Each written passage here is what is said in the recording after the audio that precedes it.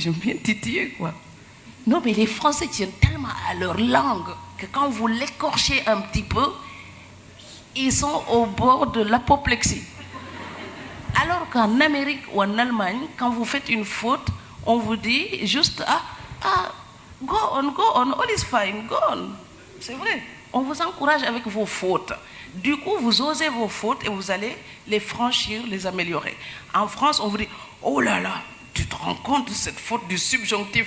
Non, mais laissez-moi le temps de prendre. Vous n'êtes déjà pas capable de parler avec moi de la météo en sérère, ou en wolof, ou en manding. Pourtant, je parle toutes ces langues. Mais ce sont toujours, il faut y penser, ce sont toujours les immigrés, en général, qui bâtissent le pont qui permettent aux Européens d'être en communication avec nous. Alors soyez indulgents. Nous sommes les plus pauvres, les plus petits, les plus faibles. Peut-être c'est nous qui avons besoin de vos pays. C'est nous qui fournissons l'effort d'adaptation pour échanger avec vous. Vous l'avez ressenti, ça, voilà, en arrivant en France? Ah non, mais avec mon accent, vous ne pouvez pas ne pas le sentir. Donc, donc moi, quand je cherchais du babysitting, ah oui, j'ai compris, ah oui, c'est ça. Et je me dis, mais c'est quoi ça? Ah oui, vous êtes africaine, je l'avais compris au téléphone. Ah ben oui, bon. Donc, vous voyez ça, vous avez... ça va, vous le souffrez moins, hein, c'est que j'ai fait des efforts pour... L'accent, il restera toujours, mais il s'améliore. Par contre, au début, en 94, d'abord, j'étais plus lente en parlant et j'avais toujours plus peur aussi des mots parce que la prononciation, il faut savoir qu'il y a des consonnes qui n'existent pas dans ma langue, comme le che de pêcheur ou chasseur. Donc, toutes ces choses-là, c'est des terreurs quand on doit parler. Et les Français qui sont à Dakar, vous savez, beaucoup parlent Wolof parce que nécessité fait loi. Donc, ils sont en Afrique, ils essaient de s'adapter. J'en ai rencontré des Français qui parlaient vraiment Wolof.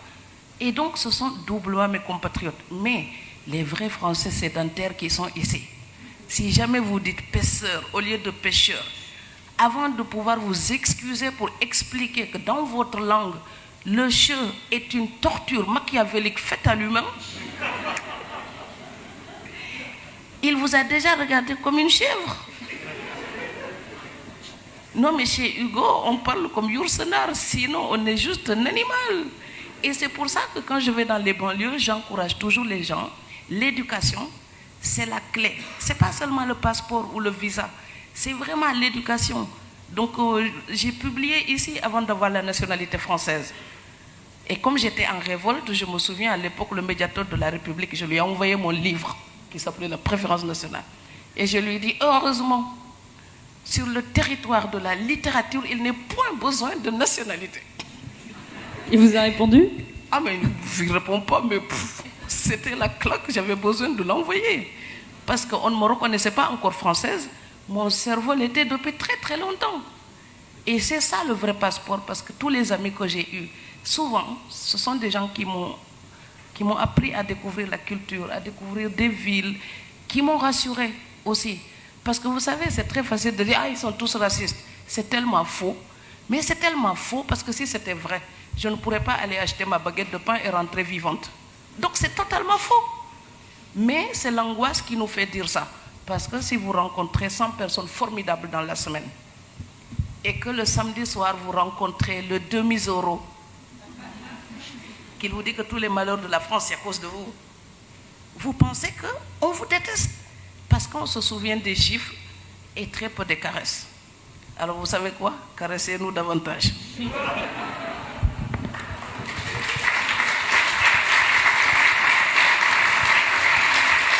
Moi, je suis amoureuse de la langue française parce qu'elle a plein de nuances, elle a plein de musique, elle a des subtilités.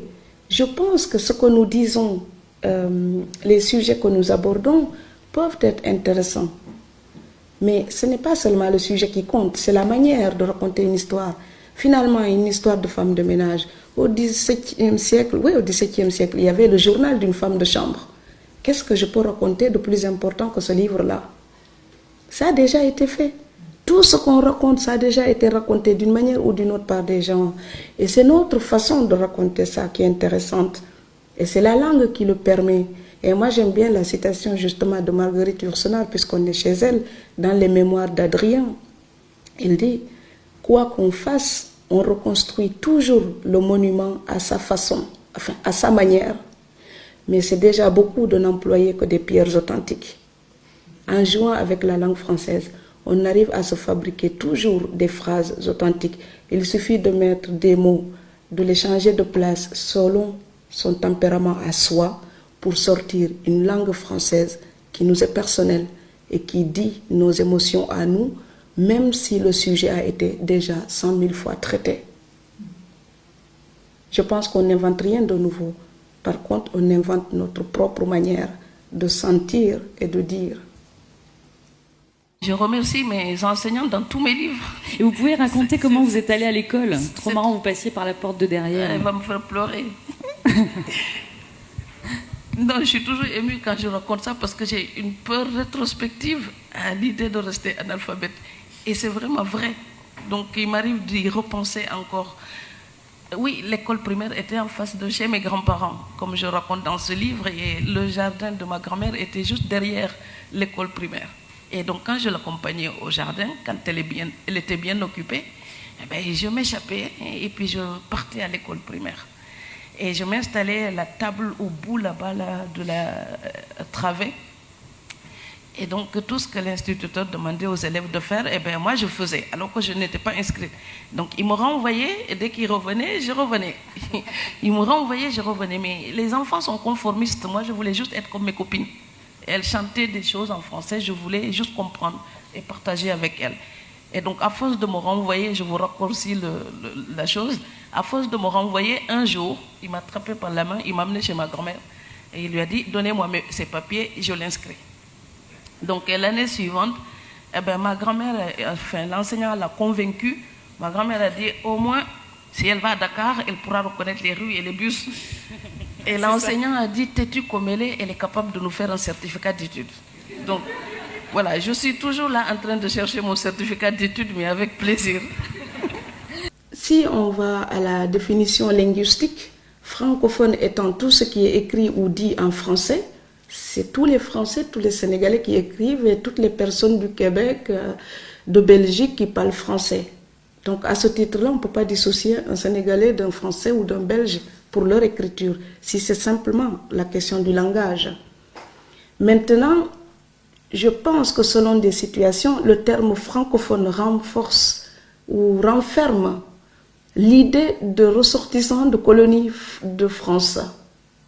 Et donc, selon la personne qui parle, ça peut être respectable ou dévalorisé. Parfois, je pense qu'il y a des gens qui sont assez hypocrites pour quand ils disent littérature francophone, c'est une espèce de sous-littérature française. Et devant ces gens-là, j'aime bien leur dire, mais non, ce n'est pas de la littérature francophone, c'est de la littérature, point. Parce que je ne vois pas, quand on utilise la même langue, qu'on la traite de la même manière. Je ne vois pas la différence entre moi et n'importe quelle Française formée à l'université de Strasbourg. On a le même niveau, on peut avoir une sensibilité différente, mais on va traiter la langue avec les mêmes armes. À ce titre-là, pourquoi me différencier d'elle? On fera de la littérature, bonne ou mauvaise, mais de la littérature, c'est tout. Et donc c'est selon le contexte que... Mais d'une manière générale, je pense qu'il y a une différence qu'on veut faire entre littérature africaine, européenne, américaine. Honnêtement, ce sont des étiquettes, je m'en fous. Quand je lis John Steinbeck, je m'en moque qu'il soit sénégalais ou pas. Quand je lis Hemingway ou quand je lis Dublin, c'est pas sa nationalité qui m'intéresse avant, c'est sa pensée. Parce qu'il y a des écrivains américains dont je me sens plus proche que certains écrivains sénégalais. Et donc c'est une communauté intellectuelle avant une communauté de mélanine ou de géographie.